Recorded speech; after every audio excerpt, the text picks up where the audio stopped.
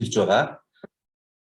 Сүүлийн 16-гийн 2-т төрийн албан хаагчийн улсын нэгдсэн тоо бүртгэл хөтлөх мэдээлэл авах журмыг засгийн газар батлана гэж заасны дагуу Монгол Улсын засгийн газрын 2019 оны 2 дугаар сарын 20-ны өдрийн 74 дугаар тогтоолоор тус журмыг баталсан. Тус журмын 4-т төрийн албан хаагчийн улсын нэгдсэн тоо бүртгэлийг хөтлөх байгууллага нэгж ажилтны үүргийг зааж өгсөн байгаа. За энд төрийн албаны зөвлөлөөс гадна тухайлбал 4.1-2-т төрийн албаны салбар зөвлөлийн үүргийг зааж өгсөн байгаа. За жишээ нь захим системийн хэвийн тасралтгүй аюулгүй ажиллах нөхцөлийг бүрдүүлэхэд дэмжлэг үзүүлэх, аймаг нийслэлийн салбар зөвлөл нь тухайн орон нутагт үйл ажиллагаа явуулж байгаа тусгай байгууллагуудаас бусад бүх төрлийн байгууллагын тоо бүртгэл хөтлөх талаар мэргэжил арга зүйн удирдлагаар хангаж ажиллах хяналт тавих. За бусад салбар зөвлөл нь өөрийн харьяа байгууллагуудын тоо бүртгэл хөтлөх ажилд хяналт тавьж нэгдсэн удирдлагаар хангаж ажиллах гэж үүргэжүүлж өгсөн байгаа. За мөн 4.1-3-т төрийн бүх шатны байгууллагын төсвийн шууд захирагч нарт үүрэг болгосон. За 4.1-4-т төрийн бүх шатны байгууллагын хүний нөөцийн асуудал хариуцсан нэгж ажилтнанд үүрэг өгсөн байгаа. За тухайлх юм бол мэдээллийн ил тод байдал ба мэдээлэл авах эрхийн тухай хууль, төрийн болон албаны нууцын тухай, хувь хүний нууцын тухай хуулийг тоо бүртгэлэхдээ мөрдөн. За иргэнийг төрийн албанд шинээр болон дэвшин эсвэл сэлгэн томилогдсноос хойш ажлын 3 хоногийн дотор түүний хувийн мэдээллийг тоо бүртгэлийн мэдээллийн санд үнэн зөв бүрэн оруулах. За тоо бүртгэлийн мэдээллийн санд өөрчлөлт оруулах шаардлага гарсан тохиолдолд тухайн өөрчлөлтийг ажлын 10 хоногт багтаан хийх гэж заасан байгаа. За өөрөөр хэлэх юм бол энэ мэдээллийн системд өгөгдөл оруулах ажил нь дан ганц төрийн албаны зөвлөлийн ажил биш. За та бидний бүгдээрнгийнх нь ажил юм а гэдгийг энэ дээр бол журам дээр бол зааж өгсөн байгаа. Өөрөөр хэлбэл бид бүхэн одоо хамтарч ажиллаж байж энэ системийг одоо бүрэн хэмжээнд нь ажиллуулах юм а. Тэрнээс биш систем нь ажиллаад байдаг. Доторх өгөгдлүүд нь байхгүй байх юм бол, дутуу байх юм бол, буруу байх юм бол энэ систем бол бүрэн хэмжээнд ажиллаж чадахгүй. Энэ бол ашиглах боломжгүй юм систем болох юм а. Тийм учраас та бидний хамтын ажил энэ дээр маш чухал юм а гэдгийг би та бүхэнд хэлье. За хүний нөөцийн системийн одоо үндсэн зорилго бол хөгжүүлэх үндсэн зорилго нь бол төрийн албаны бодлого, хууль эрх зүйн хүрээнд нийцсэн хэрэглэхэд хялбар, хүртээ эмчтэй, хиймэл оюун ухаанд суурилсан мэдээллийн аюулгүй байдлыг хангасан ийм систем бий болох юм зорилготой. За одоо би та бүхэнд нэг богинохон бичлэг үзүүлье.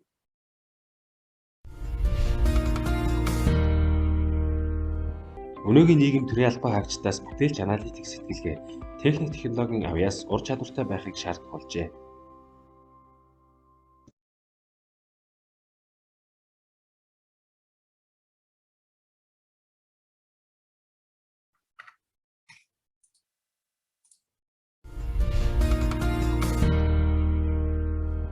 Өнөөгийн нийгэм төрийн албан хаагчдаас бүтээлч аналитик сэтгэлгээ, техник технологийн авьяас ур чадвартай байхыг шаарддаг болжээ. Энэ хүн бол засаг даргын тамгын газрын дарга Бэлгүүн Баатар.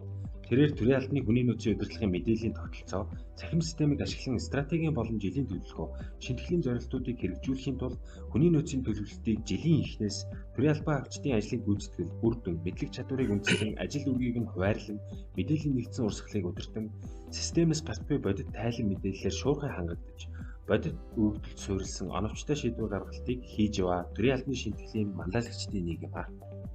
Хүний нөөцийн системэнд байгууллагатай ажлын харилцаа тогтоосон ажилтан, баг зөвлөх гээд хинч байсан илүү үр дүнтэйгээр удирдах нэг шийдэл юм. Сайн мэргэжил боловсролтой байхын зэрэгцээ өндөр ёс суртахуунтай, зөв харилцаа хандлагатай албан хаагчийг тохирох албан тушаалд зөв цагт томилон ажилуулах, зайлшгүй шаардлагатай сургалтад хамруулах зэргийг системд хиймэл оюун ухааныг ашиглан цаг хугацаа хэмнэн төрийн байгууллагын үйл ажиллагааг үр дүнтэй, төрийн үйлчлэгийг чирэгдэлгүй урдан шуурхай хүргэж байна. Түүнчлэн өндөр ур чадвартай, тусгай мэргэжил мэдлэгтэй төрийн албаны нөөцөд бүртгэлтэй иргэнийг эх орондоо төдийгүй хэлийн чандад ажиллаж байхад нь ч цахим системээс олж төрийн байгууллагад урьж ажиллуулж өндөр мэргэжил мэдлэгийг нь ашиглах headhunting хийх бололцоотой юм а. Хүний нөөцийн удирдлагын мэдээллийн тогтолцоо, цахим системийг бүрэн ашигласнаар мэдээллийн давхардал арилж, салбар салбарын албан хаачдын ажлын ачаалал жигдэрч, баримт судалгаан дээр суурилсан бодлого боловсруулалт, үр дүнтэй мэдээллийг хэрэглээ, төсвийн шударга ил тод хуваарлтыг бий болгох боломжтой болно.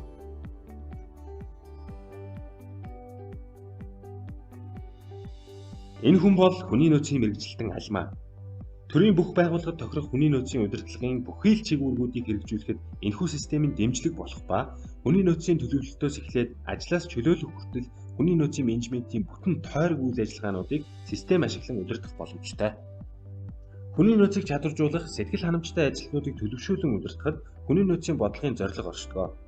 Гэтэл хүний нөөцийн менежерүүдийн нийт ажлын 85% нь бичиг цаасны ажил зарцуулагддаг гэсэн судалгааны үр дүн байна. Төрийн байгууллагуудын мэдээллийн сангуудтай интеграц хийж, мэдээлэл солилцоог үргэлжлүүлснээр 3-4 цаг зарцуулдаг шинэ ажилтны мэдээлэл бүртгэх, боловсролын мэдээллийг системд оруулах, ажилтны туршлага нэмэх, ажил олгогчийн тодорхойлолт авах зэрэг ажиллагааг 3 секундээс 3 минутанд авах төвчл бүрдсэн байна. Төрийн албаны мэргэшүүлэх болон давтан сургалтуудад систем хиймэл оюун ухааны технологи ашиглан хэн болцсон шаардлагаа хангасныг сургана. Удирдах албан тушаалтнууд хүний нөөцийн удирдлага мэдээллийн тогтолцоо цахим системийг үр дүнтэй ашиглан цогц чадамжтай албан хаагчийг шилд сонгох, дэвшүүлэн томилох, ажлын байранд сургаж хөгжүүлэх, идэвхжүүлэх замаар ухаалаг доктортой засаглах, захиргааны оновчтой бүтэц зохион байгуулалтыг цахим технологи тулгуурсан эргэн төвтэй төрийн үйлчилгээнд шилжсэнээр төрийн хүнд суртал арилж, төрийн үйлчилгээг эргэн бүр тэгш хүртэж буйг судалгаанд үндэслэн тодорхойлно.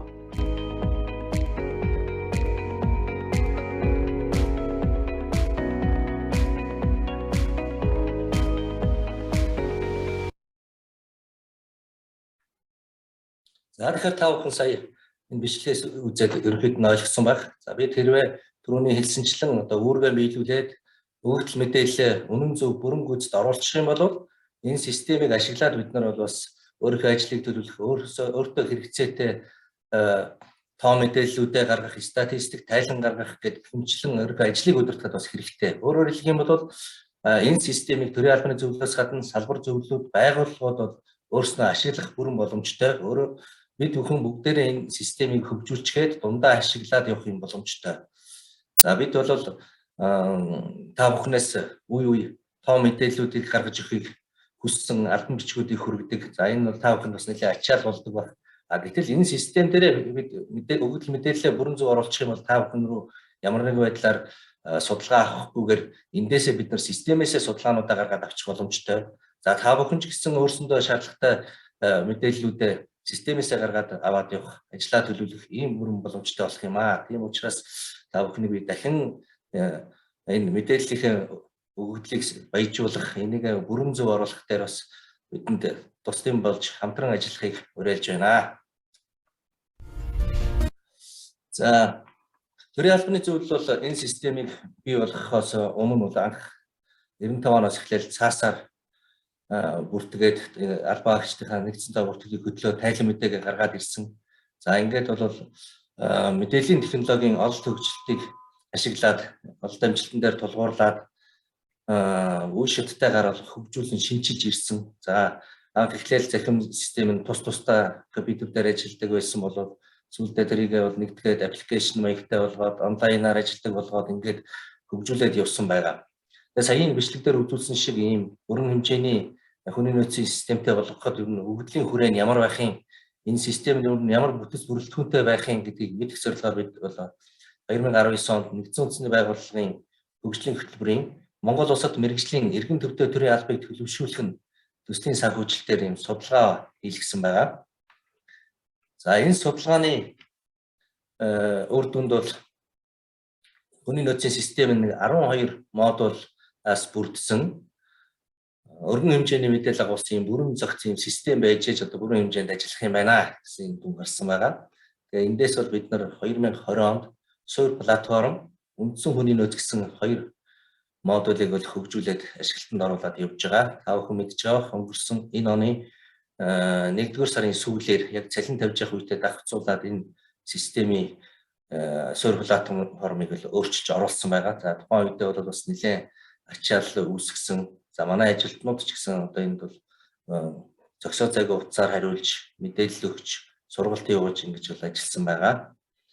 За 2021 онд үед ажиллах хүчний удирдлага, сургалт, статистик тайлан мэдээ гэсэн 3 модулыг хөгжүүлэхээр гэрээ байгуулад сая 9 сараас ажилд нь оруулаад байж байгаа. За үлдсэн гүйцэтгэл, хүний нөөцийн шинжилгээ, ажиллах үеийн дэмжлэг, хүний нөөцийг оновчтой болгох, ажилтны карьер хөгжил, ажилтны цалин хөлс тэтгэмж, сонгон шалгаруулалт, томилгоо гэсэн модулуудыг бол бид 2022-оос 2024 онд шат дараатайгаар хөгжүүлэхээр төлөвлөн ажиллаж байгаа. За энэ судалгааны үр дүнд бас санхүүгийн тооцооллыг хийсэн байгаа. За энэ санхүүгийн тооцооллоор бол нийтдээ энэ системийг бүрэн хөгжүүлэхэд бол 4.7 сая Америк доллар шаардлагатай гэсэн тооцоолол гарсан. За энэ мэдээч хэрэг одоо энэ тооцооллын дагуу бид нэр гадаадын компаниас систем худалдаж авах юм уу, гадаадын компаниар энэ системийг хийх юм бол мэдээ биднээс энэ хэмжээний мөнгөийг бол шаардах нь ойлгомжтой. Харин бид бол дотоодын компаниар энэс хэд дахин бага үнээр бол энэ системийг бол хөгжүүлж яваа. За энд бас тухайн системийг хөгжүүлэх ажлын цаг хүрээгийн тодорхойлж өгсөн. За энд бол нийтдээ 351,083 цаг буюу 1924 сар ажиллах шаардлагатай гэсэн ийм тооцоо гарсан. За энийг бол нэг 20 дунджаар 20-30 үнэтэй баг боловсруулж хөгжүүлнэ гэвэл нийтдээ нэг 5-аас 6 жил шаардлагатай гэсэн ийм тооцоо бид нарт өгсөн байгаа. За энэ судалгааг хийлгэсний дараа нөхцөл байдал ямар байсан бэ гэхээр бол систем нь мэдээллийг нэгтгэн харах боломжгүй. За байгууллага тус бүрээр систем рүү ордог. За өгөгдөл мэдээллийн үнэн зөв байдал нь бол бас тэмч баталгаатай байгаагүй. За харин одоо энэ цалингийн нэгдсэн сантай холбох ажлыг хийснээр, интеграц хийснээр бол мэдээллийн үнэн зөв байдал нь бол эрс сайжирсан байгаа. За ингээд энэ холболтоор бол одоогийн байдлаар 4522 байгууллагын 203,300 албан хаагчид төсвөөс цалинг тооцоон алгаж байгаа. За энэ бол мэдээж хэрэг нэгтлэн бодогчдын гар ажиллагааг бол цахимжуулсан, хөнгөвчлсөн ийм ажил болсон. За мөн төрийн албанд хаана хэдэн албан хаагч ажиллаж ямар цалин хөлс авч байгааг нэгдсэн их усүрээс цаг алдалгүй харах, цаашлаад төсөв төлөв гаргахдаа бодиттой баталгаатай мэдээллийг ашиглах боломжтой болж байгаа юм. За та бүхэн манай тайланг харсан баг. За тэрэн дээр 4147 байгууллагын 205,000 албан хаагч гэсэн тоо байдаг. За энэ дээр байгаа тоо тэрнээс арай зөрүүтэй байгаа харагдаж байгаа. Тэгэхээр энэ юу гэсэн үг вэ гэхээр манай дээр бол тусгай нууцад хамаарагдах байгууллагууд нь бол бүртгэлгүй байгаа. За дээрэс нь зөрүүд нь өөр юу байдаг гэхээр сангийн яамнаас цалин авч байгаа. За улсын төсөвт үйлдвэрийн газрууд, ихтэй сургуулиуд манай дээр бас бүртгэлдсэн байдаг. За энэ нь бол цалингаа манай системд дамжуулж авч байгаа учраас тайланд ордог ч гэсэн эдгээр байгууллагуудыг бол бүртгээд явдаг. За энэ ийм шалтгаанаар бол энэ тоо бол өөр харагдаж байгаамаа. За одоо байгаа манай мэдээллийн системд системд албан байгууллагын мэдээлэл, ажилтны ургийн овг нэр регистр, за төрсөн огноо, хүйс, ажил эрхлэлт, эхэлсэн огноо, за ажил эрхлэлтэн дууссан огнооч байдаг. За ажилтны төвшин, ажлын байрны ангиллал, төрөл, цалингийн зэрэглэл, шатлал, холбоо барих мэдээлэл зэрэг нь бол бас харьцангуй бүрэн орсон байгаа. За сахилгын зөрчлийн мэдээлэл дутуу, хүний нөөцийн бүртгэлийн мэдээлэл бас дутуу байдаг. За сахилгын зөрчлийн мэдээллийг уг нь бол системд орох боломж нь бол одоо байгаа. Гэвч одоо байгууллагууд сахилгын зөрчил гарсан талаарх мэдээллээ энэ системд ерөөсөө оруулж өгөхгүй байгаа. За нөөцийн бүртгэлийн хувьд бол сонгон шалгаруулалтын системээр интеграц хийвэл эндээс одоо ерөнхий шалгалт өгөөд тэнцсэн иргэдийн мэдээллийг бол ийшээ оруулж байгаа. За харин төрийн албанд ажиллаж байгаад нөөцөд үлдэхээр чөлөөлөгдсөн албан хаагчдын мэдээлэл бол ийшээ дараахан бүрэн орж чадахгүй байгаамаа. За хэдийгээр энэ систем нь одоогоор хэвийн ажиллаж байгаа ч гэсэн одоо анхаарах ёстой асуудлууд, бэрхшээл өндөрлүүд байгаа. За тухайлбал бол байгууллагын ангиллал мэдээлэл системд бол оновчтой бүртгэгдэг байгаа. За энэс шалтгаалаад бол одоо байгууллагын ангиллалаар нь за энд одоо манай бүх эрүүл мэндийн байгууллагуудыг гаргая ч гэдэг юм уу. Иргэдийн төлөөний орлогыг гаргая гэдэг ингээд хайлт хийгээд болохоор одоо дутуу гараад ирдэг. Зарим нь одоо ангиллал нь буруу орсон учраас өөр ангиллал руу орох гэдэг ийм нөхцөл байдал байдаг. За албан тушаал буюу ажлын байрыг хүний нөөцийн ажилтан өгүүлдэг. За энэ бол бас зэгцрэг байна. За энэ голдуу нөгөө хүний нөөцийн ажилтнууд гараар биччихдэг учраас энэ бас буруу зүрх бичдэг, өөр биччихдэг эсвэл бас энэ хайлтанд орж ирдэг. За тухайлх юм бол багийн засаг дарга гэдгийг багийн засаг дарга гэдэг бичин, зарим нь багийн засаг дарга гэдэг эрг биетэй биччихнэ. За зарим нь БЗД гэдэг очлоо биччихнэ. Тэгээд бид нар эндээс хайлт хийхлээр нөгөөдөл нь өөр газар руу гарч ирээд БЗД гэдэг авчилсан баян зүрх төрхөж хайлтан дээр гарч ирээд байх шиг ингээд бас энэ нь бас сайн зэгцрэг байгаад байгаа. За албан хаагчдын мэдээлэл дутуу бүртгэгдсэн. Одоо түрүүн хэлсэнчлэн одоо нэг цалингийн системтэй холбогдсон учраас цалин авахд шаардлагатай мэдээллүүд нь түрүүн ороод за бусад мэдээллүүд нь бас хангалттай орохгүй байна. За тушаа шийдвэрийг хадгалах файлын сан байхгүй. За ийм учраас бол одоо захим хувийн хэрэг бүрдүүлэх юм боломжгүй байгаад байдаг. За энийг бол энэ удаагийн шинжилгээр бол шийдвэрлэнэ.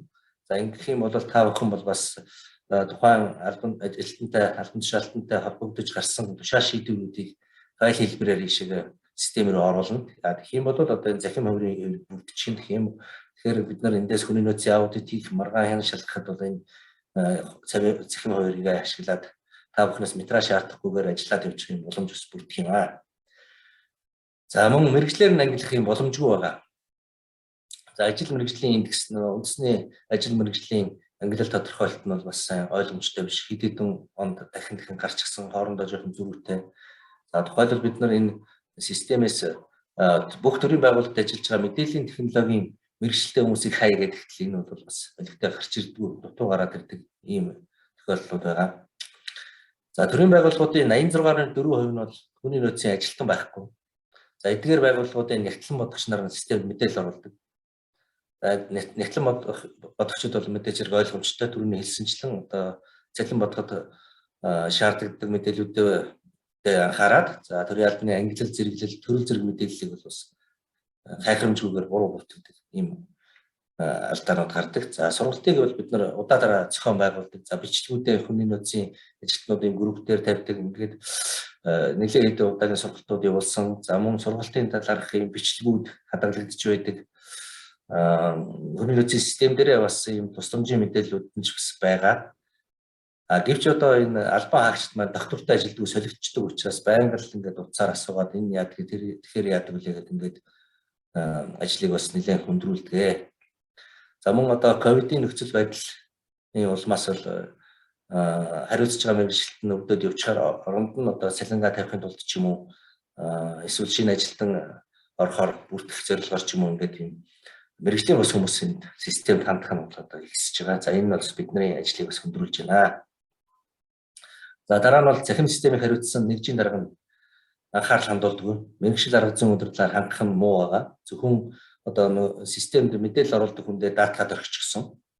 Түрүүн бол тэр нэгжийн үүргийг бид нарт би түрүүн та бүхэнд хэлчихсэн. Нэгж бол бас үүрэгтэй байгаа шүү гэдгийг дахин сануулъя. За мөн төрийн улс төрийн зарим албан хаагчдын цалингийн ангилал зэрэглэл байхгүй. За жишээлбэл одоо сайдын зөвлөх, туслах, эвлэл мэдээллийн ажилтан, иргэдийн төлөөлөгчдийн хурлын дарга, багийн иргэдийн нийтийн хурлын дарга гэх мэтлэн. Тэгээ энийгээ бол өөрсдөө янз бүрээр ингээд орлуулад дүүцүүлээд оруулчихсан. За энэ нь бол бас нөгөө тайлан мэдээ зөв гарахад бас саадуулдаг зүйл байгаамаа. За төрөөс цалин авч байгаа бүх албан хаагчдыг бүртгэж байгаа тул одоо гэрээт бол резидент эмч нарыг бас дахиад бүртгэждэг түрүүн би хэлсэн тийм.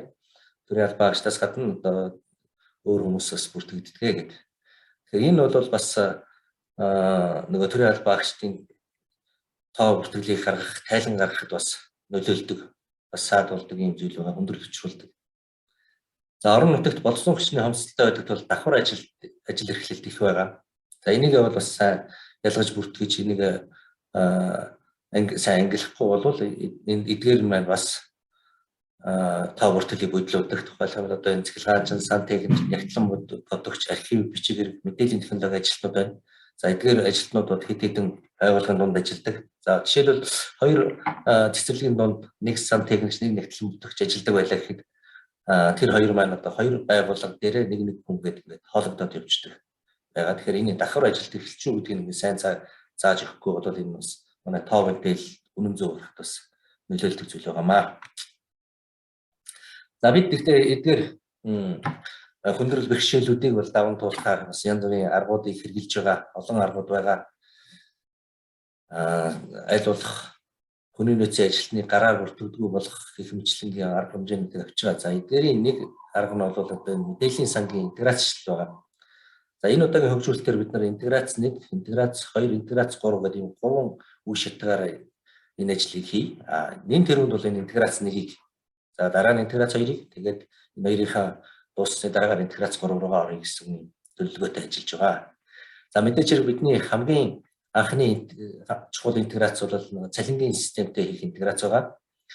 За одоо байгаа систем маань бол цалингийн системтэй интеграц хийгдсэн. Гэхдээ энэ бол манайд байгаа бүх мэдээллийг сангийн яам татаж авдаг.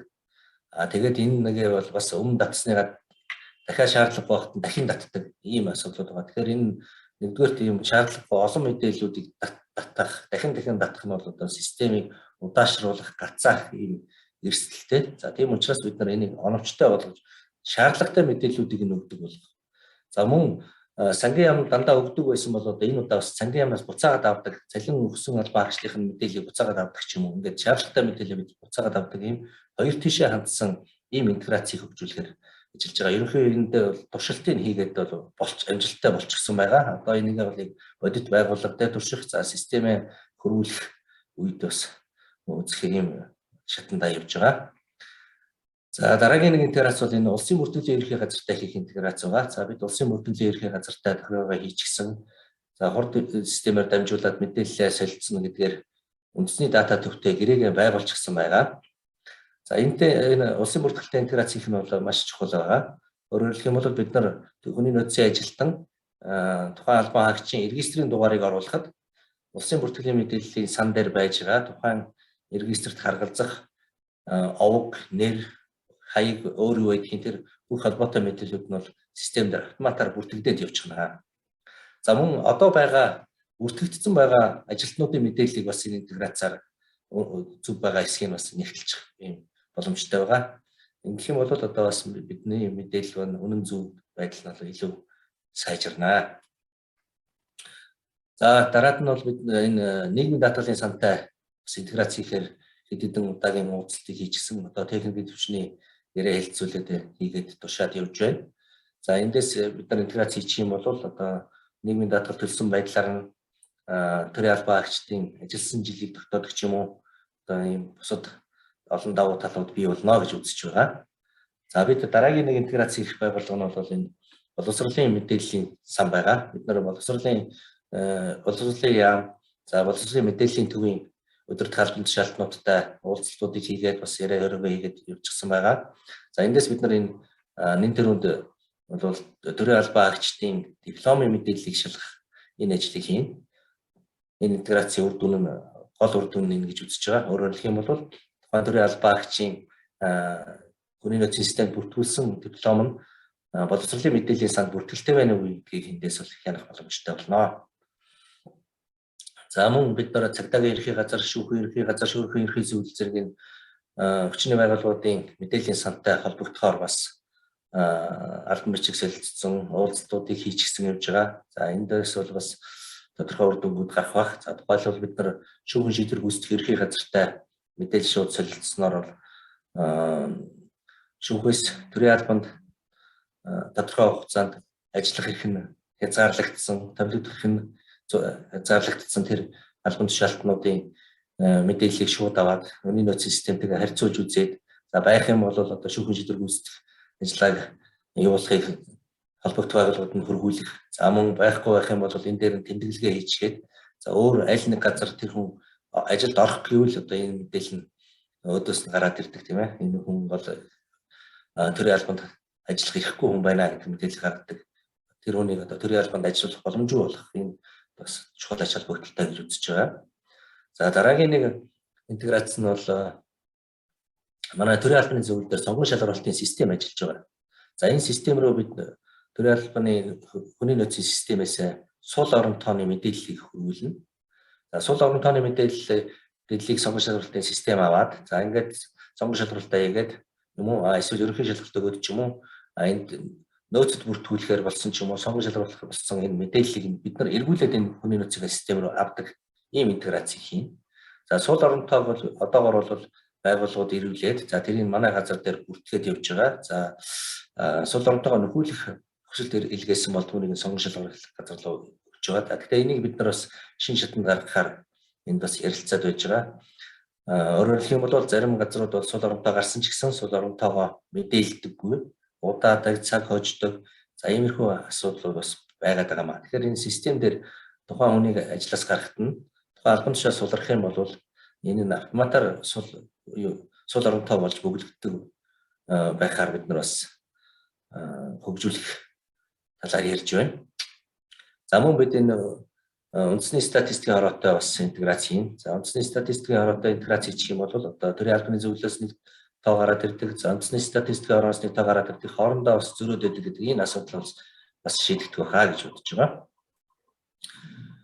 За мөн манай хүний нөөцийн удирдлага аудитын газар дээр албан тушаалын тодорхойлтын системийг хөгжүүлэх ажлын даалгавар боловсруулагдаад одоо гэрээнийхээ шатн дээр явж байгаа. За энэ гэрээ байгуулагдаад энэ систем хөгжиж юм бол бид энэ албан тушаалын тодорхойлтын системтэй хүний нөөцийн системээ интеграц хийгээд за манай төрийн албан агч маань албан тушаалын тодорхойлолтоо хангаж яах вэ гэдгийг бол харьцуулж үзэх ийм боломжтой болчихно. Өөрөөр хэлбэл албан тушаалын тодорхойлтыг хангасан албан агч ажиллаж яах вэ гэдгийг бол эндээс хянах боломжтой болно гэсэн. За дараагийн нэг зүйл нь бол энэ гар утасны аппликейшн хөгжүүлэхээр байгаа. За гар утасны аппликейшн хөгжүүлснээр бол тухайн төрийн албан агч өөрийн мэдээллийг бол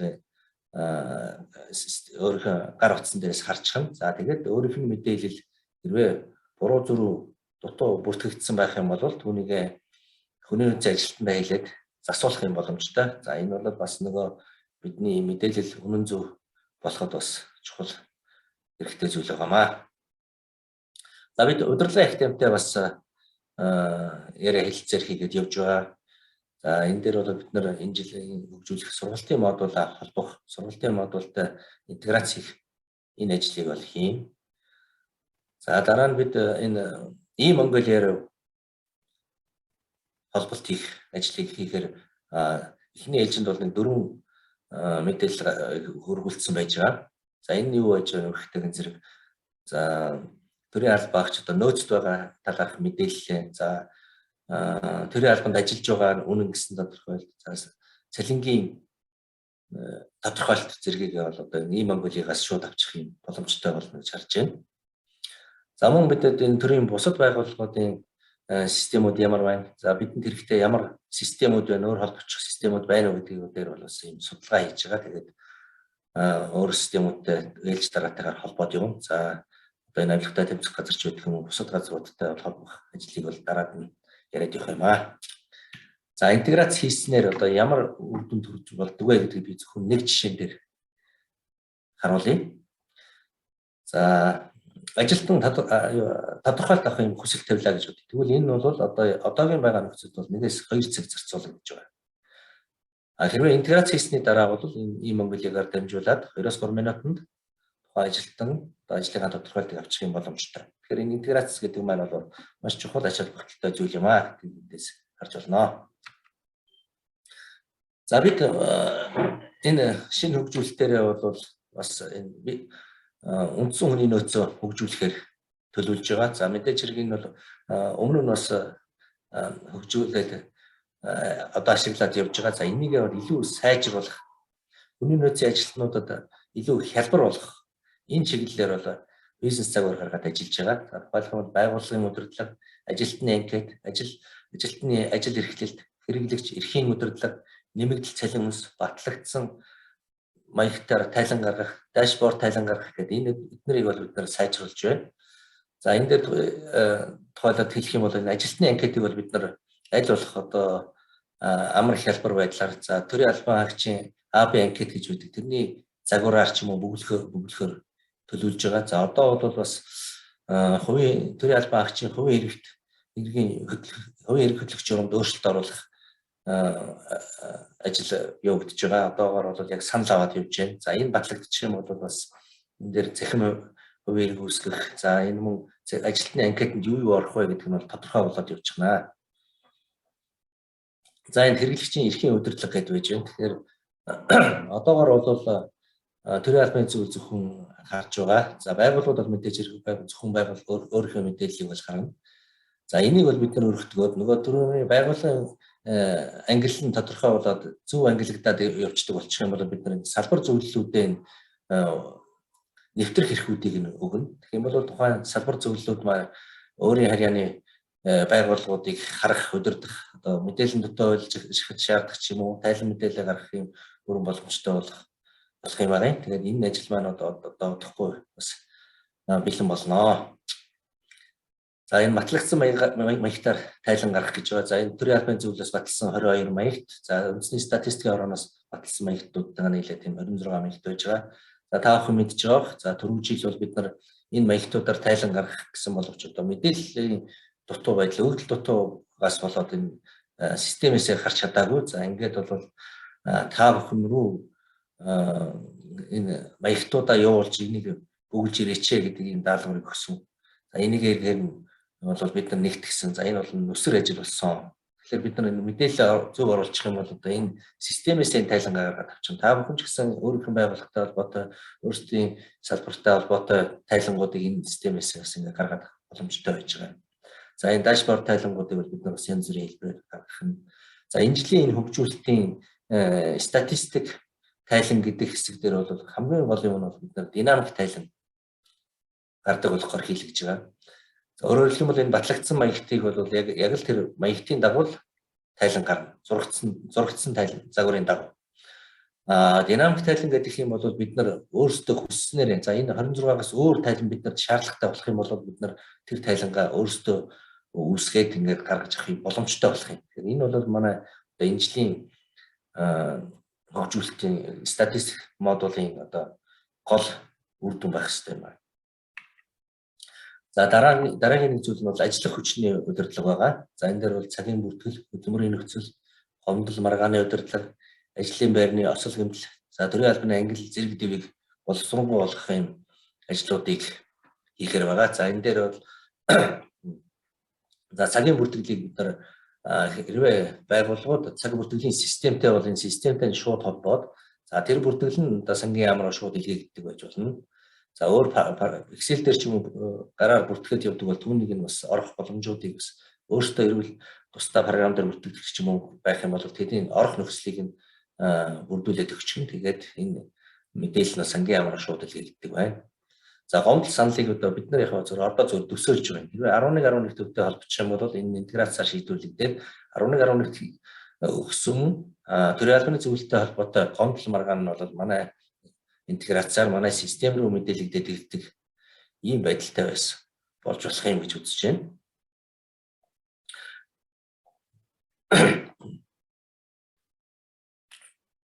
За дараагийн энэ жил хөгжүүлэх нэг систем бол энэ сургалтын удирдлагын систем байна. За энэ дээр бол бид нар чиглүүлэх богино хугацааны сургалт, мэргэжүүлэх дунд хугацааны сургалт, зорилттой сургалт, арга зүйн сургалт, за нөөцөд байгаа иргэнийг мэргэжүүлэх сургалт гэх мэтчлэнгийн одоо энэ сургалтуудыг бол удирдах юм.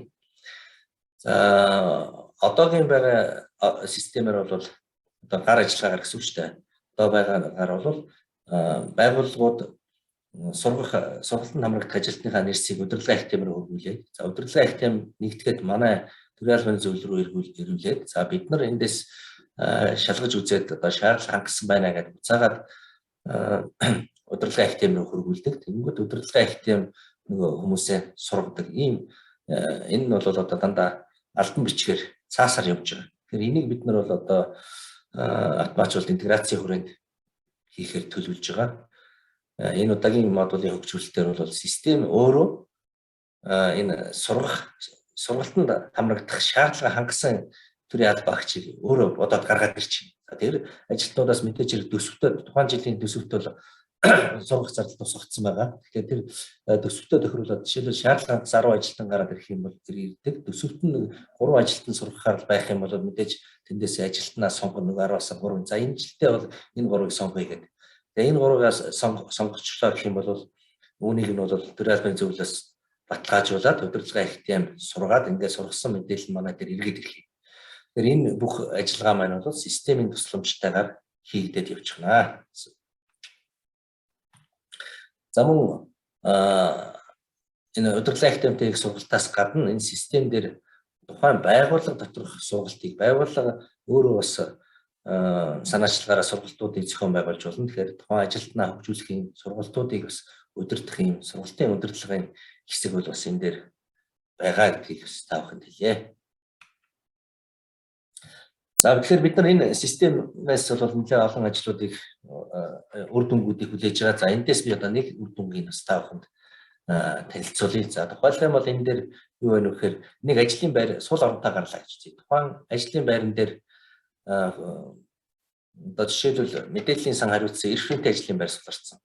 Гэвөл энэ систем дээр одоо байгаа нөгөө ажлын албан тушаалын тодорхойлолтоос энэ хүнд одоо ямар шаардлагууд хангасан байх ёстой вэ гэдэг юу гараад энийг одоо хэмэл оюун ухааны тусламжтайгаар ирж хайгаад за энэ албан тушаал дээр тохирох хамгийн сайн тохирох хүн бол энэ байна шүү. Тэнд тийм хүмүүс байна. Тэнд ажиллаж байгаа хүмүүс байна. Нөөцд байгаа тийм хүн байж гэдэг юм. Ингээд одоо энийг бол автоматар бас бидний тийм систем маань өөрөө санал болгох ийм боломжтой болох юм байна. За гэх мэтлэнгээр одоо бид нар түрүүний төр бичлэг дээрч гарсан ингээд ийм олон сайхан үр дүнгуудыг хүлээж байгаа. Харин эдгээр үр дүнд хүрэхийн тулд бид нар бүгдээрээ хамтран ажиллах ёстой. Мэдээлэл үнэн зөв бүрэн гүйцэд оруулах ёстой шүү гэдгээр энд дахин хэлье. За түрүүн хэлсэнчлэн одоо энэ жилийн хөгжүүлэлт хийж байгаа хөгжүүлэгч компани маань энэ 9 сард гэрээгээ байгуулад за одоо энэ улаан зураас татсан 9 сарын сүүлээр бол манай хуучин системийг судлаад за ингээд манай одоо ирээдүйд болох гэж байгаа системийг судлаад тэгээд ингээд одоо юм ерөнхий төслийн төлөвлөгөөг гаргаж төрийн албаны зөвлөлд танилцуулсан байгаа. За одоо бол 11 сар гарч гисэн явж байгаа. Тэгээд энэ ажлууд маань одоо графикийн дагуу бас хийгдээд явж байгаа. Бид нар манайхан бол танилцаа тавиад явж байна. За энэ төлөвлөгөөний дагуу бол энэ ондоо багтаад энэ системийн шинжилгээ хийгдэж дуусна. За 1 сар гэхэд бид нар улсын их хурлын төрийн байгуулалтын байнгын ороонд тайлангаа өгдөг. За энэ тайлан бол энэ системээс бүрэн гарнаа гэсэн ийм өдөр төсөөлөлтөөр бид нар ажиллаж байна. За энэ маань бол мэдээж хэрэг бас л та бүхнээс шалтгаална. Та бүхэн өгдлөө маш сайн оруулах юм бол энэ тайлан маань энэ зөв гараад ирнэ.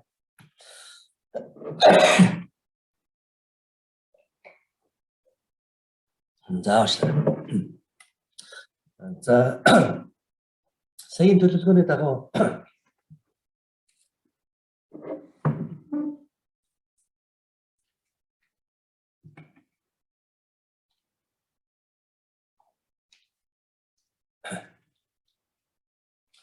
саяын төлөвлөгөөний дагуу ажлууд бол хийгдэж явж байгаа. За энд бол хийгдсэн ажлуудыг заавчлаар энэ хоолой жоохон зэрэг ханиадтай байдаг шүү. Одоогор бол бүртгэлийг хялбар болгох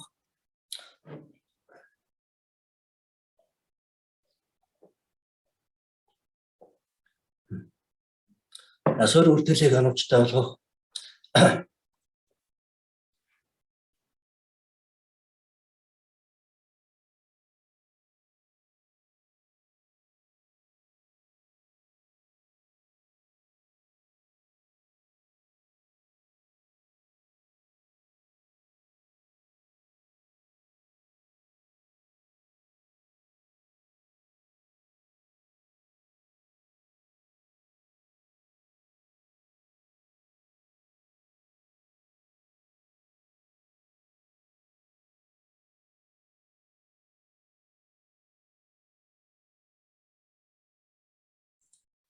заавчлаар энэ хоолой болохгүй гэдэг.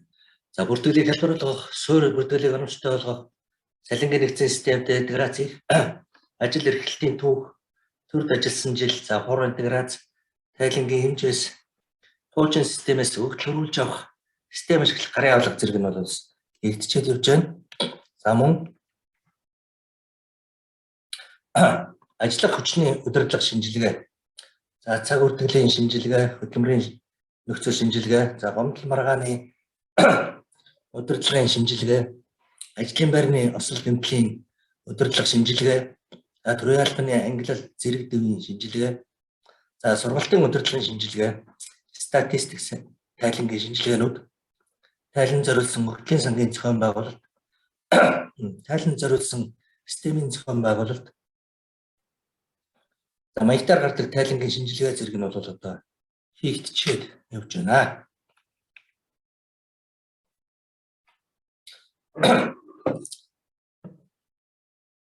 За бодохгүй бол бид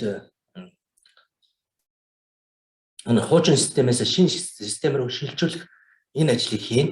За үүний өмнө бол мэдээж хэрэг хүний нөөцийн ажилтнуудад сургалт явуулах ёстой. За энэ сургалтаа явуулаад за сургасныхаа дараагаар за эхний ээлжинд бол бид нар туршилтуудаа хийгээд явж байгаа. Одоогоор бол бас энэ сангийн яамны интеграцийн туршилт бол амжилттай болчихсон. Одоо бид нар бодит нэг байгууллага дээр турших ажил байгаа. За тэгээд бид нар туршилтын байгууллагуудыг сонгоод нэг 10 байгууллага дээр эхний ээлжинд энэ системээ туршиж үзээд за хэвэн ажиллаж явах юм бол нөгөө 4000 байгууллага дээр нэвтрүүлэх энэ ажлыг хийнэ.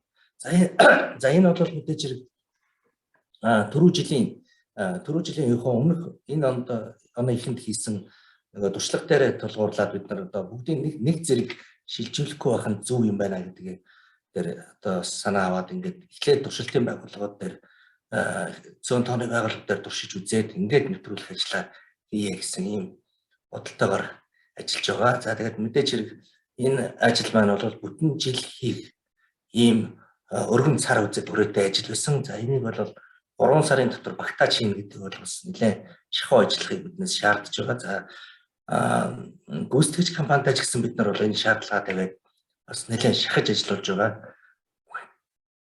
За биднээс шалтгааллахгүй бас янз бүрийн техникийн янз бүрийн шалтгаануудын улмаас бас зарим ажлууд маань бас хугацаанаас бага зэрэг хоцорч магадгүй. Гэвч одоо бид нар энэ ондоо багтаагаад дуусгахын зорилготойгоор бол ажиллаж байгаа. Тэгээд энэ ажилд бас та бүхний дэмжлэг үзүүлж энэ одоо шилжилтийн үеэр шинэ систем рүү шилжих үеэр бас магадгүй бас зарим нэг алдаа гарах өмнөх хүч та бүхний дасаж дадсан системээс арай өөр систем ороод ирэхээр бас бухимдал үүсч магадгүй. Тэгэхээр энэ дээр бас төвчээртэй хандахыг хүсэж байна. За энэ бол мэдээж хэрэг за нөгөө хуучин дасцсан гэдгээрээ л мэдээж хуучин систем нараа давуу талтай байж магадгүй. Тэрнээс биш бид нар бол хуучин систем дээр байгаа хүндрэлтэй асуудлуудыг бол шийдвэрлээд илүү хөгжүүлсэн. Одоо өмнөх хүний нөөцийн ажилтнуудын байдаг одоо Facebook групп дээрээс харахад бол ихэвчлэн одоо энэ бүртгэж байгаа хэсэг бол маш хэцүү байна, хүндрэлтэй байна, зовлонтой байна, ойлгохдохгүй байна гэдэг юмнууд яригадаад байдаг. Тэгэхээр бид нар энийг аль болох энэ шинэ систем дээр хялбар болгох зорилгоор ажилласан байгаа гэдгийг хэлье. За ингээд анхаарал хандуулсанд баярлалаа. Та бүхэнд баярлалаа.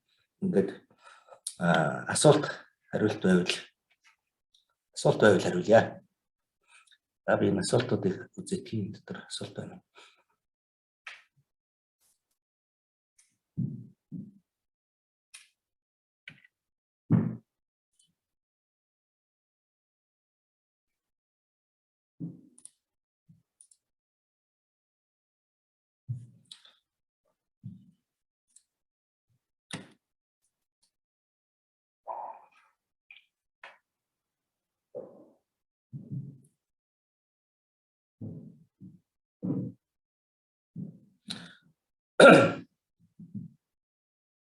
За хавсран ажилласны нэмэгдлийг оруулах гэхээр харилцан хамааралтай ажилтан сонгогдоогүй байна гэдээ орохгүй байна. Үүнийгээ шийдэх бай.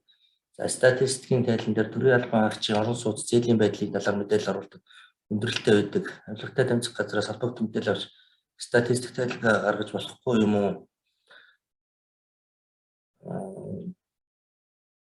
За өөрчлөж гэж байна. Аймгийн төрийн албаны салбар зөвлөлийн нарийн бичиг эсвэл аймгийн засаг даргын тамга газрын хүний нөөц, аймгийн засаг даргын хэрэгжүүлж байгаа гэсэн.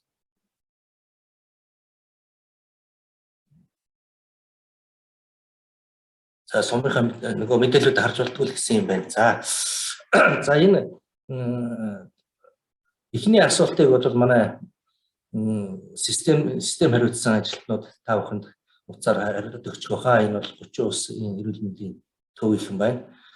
За энд статистик тайлан дээр байж байгаа энэ мэдээллийг статистикийн авилгатай тэмцэх газраас авч болдог юм гэдэг. Энэ ерөнхий зарим мэдээллүүдийг нөгөө түрүүн би хэлсэн холбогдох байгууллагуудтай интеграцийн асуудлуудыг ярьж байгаа. Зарим нь бол одоо ингээд нэлээ ахиулсан бараг бэлэн болцсон юунууд интеграцууд байгаа. За бид нар одоо бас нэмээд энэ шаардлагатай статистикуудыг авахын тулд тухайн системүүдтэй холбогдох энэ ажлуудыг бол судалнаа. Түрүүн би энэ АТГ-гээс энэ мэдээлэл авахыг бид нар судалж байгаа гэдээ бас хэлчихсэн байгаа.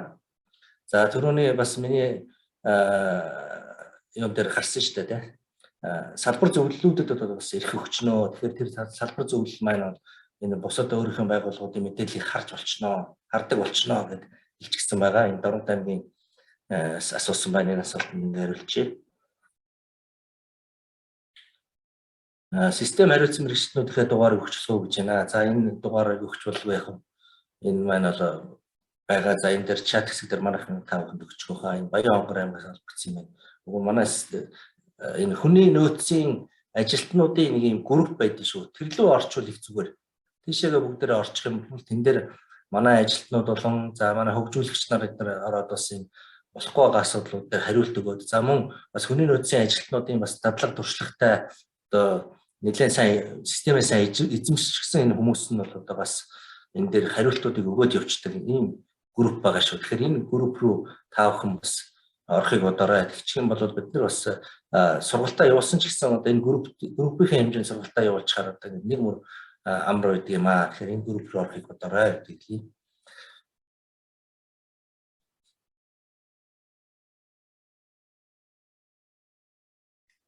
Төрийн албаагчийн гэр бүлийн байдлыг бүртгэхээр заавал гэр бүлийн хүний регистр хэрэгтэй болоод байна гэж байна. За энийг бас манай мэргэжилтнээс асуучаарай. Энэ бол ийм асуудал гарахгүй хаа гэж би бодож байна. За ингээд ерөөдөө асуултуудаа өндөрлөе. Та бүхэн асуултуудаа ингээд бичээд үлдээчих юм бол бид нар энэ асуултуудыг чинь дагаад гэхдээ энэ асуултаа асуучаад өөрсдөө хаягийг эргээд холбогдох утасны дугаараа ч юм уу хаягаа биччихээрэй. Тэгэх юм бол тэр дагууч манай ажилтнууд эргэж холбогдоод та бүхний асуултанд хариулах боломжтой. За ингээд өнөөдрийн маань миний мэдээлэл сургалт маань дууслаа. Ингээд сургалтыг хааж үг хэлнэ үү хэмээн Төрийн албаны зөвлөлийн гишүүн Зөмбөр Лам таныг хүрж байна.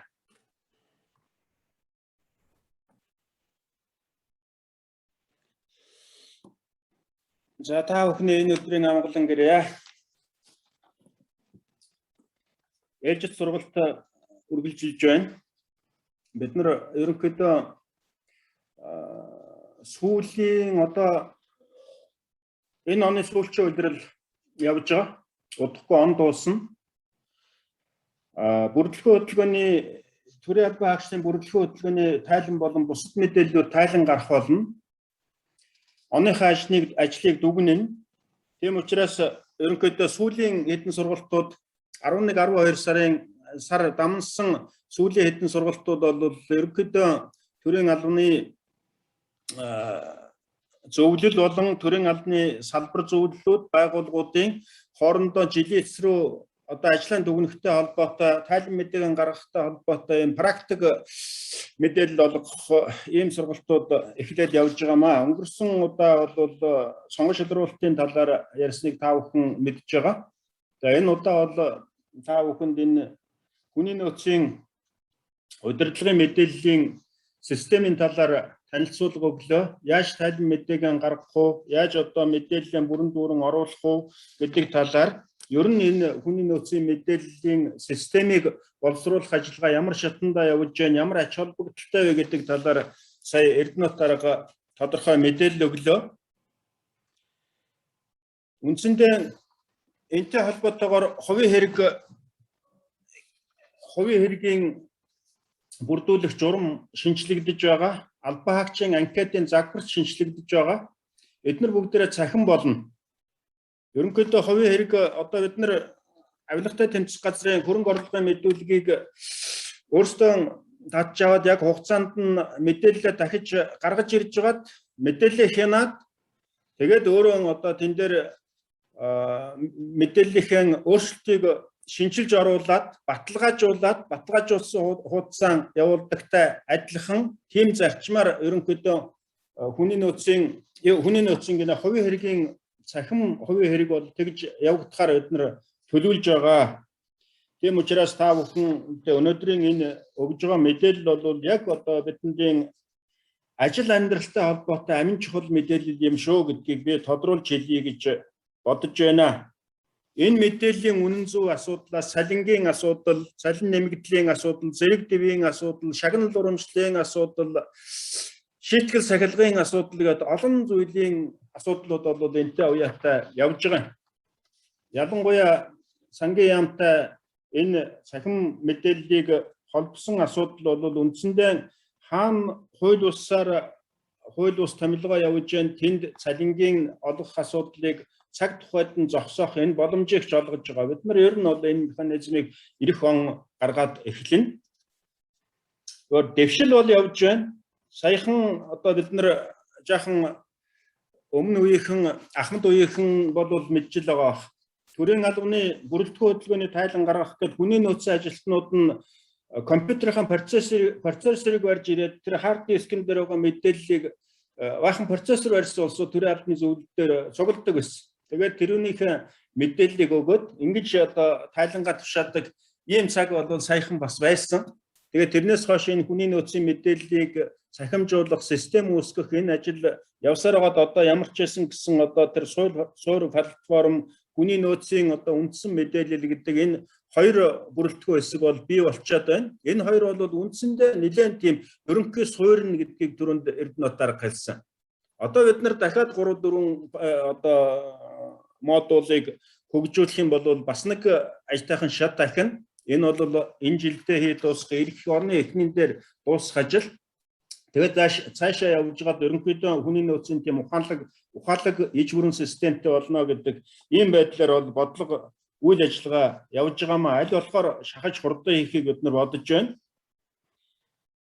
За та бүхнээс хүсэх зүйлүүдийг түрүүнд хэлжлээд багцлаад 11 анхаарах ёстой асуудал гэдэг нэг 11 зүйл дээр хэлсэн.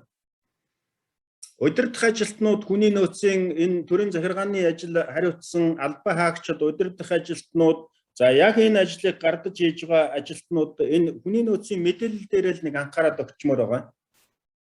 Түрүүнд хэллээ одоо ингээд албан үүргийнхээ дагуу хүний нөөцийн мэдээлэл оруулдаг хүн хийм бэ гэдг нь тодорхойгүй байгууллагууд их байна. Тэгэд оруул гэхлээр нөгөө тохиолдлын хэнд ч хамаагүй үүрэг өгөөд энэ мэдээлэл оруул гэдэг. Ийм байгууллагууд бас байсаар байна. Мэдээлэл оруулдаг ганц хүнтэй тэр нь одоо өвдөж зовоод ямар нэгэн байдлаар эзгүй явчихлаараа нөгөө мэдээлэл оруулах боломжгүй болчдөг. Хэрвээ тэр байхгүй бол тэр оруулна гэдэг ийм байдлаар энэ асуудлыг зохион байгуулаагүйгээс болж хүндрэл учирдаг ийм байдал үүсэж байна. Тийм учраас та бүхэн хэрвээ ямар нэгэн байдлаар албан үүрэг хавсарч гүйцэтгэхэд бас болохгүй байхгүй шүү дээ. Хөдөө орон нутагт ямар нэгэн байдлаар энийг хавсарч гүйцэтгэхээс өөр арга байхгүй бол энийг хавсарчл гүйцэтгэнэ. За хавсарч гүйцэтгэхийн хажуугаар энэ хүн байхгүй бол өөр хэн байж болох вэ энэ гэдэг ийм дублер маягийн орлон гүйцэтгэх албан хаагчтай тодорхойлсон. Тэгээд тодорхой хэмжээнд эднийгээ мэрэгшүүлээ тогтвортой ажиллуулаад ингээд өгвөл энэ хүний нөөцийн ажил нэлээд тийм эрчимтэй явмаар байна. Энэггээр ийм байдал энэ тийм доголдож байгаагаас болоод энэ хүний нөөцийн мэдээллийн системийн ажил дээр нэлээд чирэгдэл учирж байгаа гэдгийг сая Эрдэнэтээр та бүхэнд их учруулж тайлбарлалаа. Би бас дахиад энийг та бүхэн энэ дээр нэг зориуд анхаарал хандуулаад энэ мэдээллийн дараа байгууллагын дарга нь энэ мэдээллийг хэн оруулж байгаа, яаж оруулж байгаа, бүрээ оруулж байгаа юу, үгүй юу, энэ мэдээлэл оруулахтай холбоотой ямар асуудлууд байгаа юм, яаж шийдэж болохоор юм байна уу, байхгүй юу гэдгийг дээр нэг ярилцаад өгөөч. Энийг би та бүхнээс яг амжилж гуйж байна. Ягаад гэвэл хэдхэн одоо хоногийн дараа бид нар жилийн эцсээр хүний нөөцийн эцсийн мэдээлэл гаргах гэдэг байна. Мэдээлэлд суурилсан менежмент төрийн албанд одоо явж байгаа. Мэдээлэл суурь big data гэж ярьж байгаа. Хүний нөөцийн Монгол улсын төрийн албаны энэ удирдлагын мэдээллийн систем бол энэ бол яг жинхэнэ big data. Их мэдээлэл их өгөгдөл суурилсан энэ мэдээллийн систем байна. Тэгэхээр хэрвээ одоо энэ мэдээлэл суурилсан менежмент явуулж энэ төрийн албаны хүний нөөцийн болон бусад удирдлагын үйл ажиллагаа мэдээлэл суурилж явагдах юм бол тэр мэдээлэл нь бүрэн байх ёстой, алдаагүй байх ёстой, үнэн зөв байх ёстой. Энэ байдлыг л бид нар хангаж иж энэ одоо бүхэл бүтэн төрийн албаны өнөөдрийн одоо энэ удирдлага зохион байгуулалтын ажлыг энийг хангаж ижил хийхээс өөр аргагүй болж байгаа.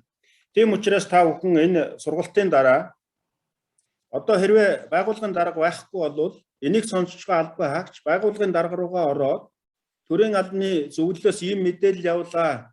Төрийн албаны зөвлөлийн энэ асуудлыг хариуцсан гишүүн энийг хүслээ.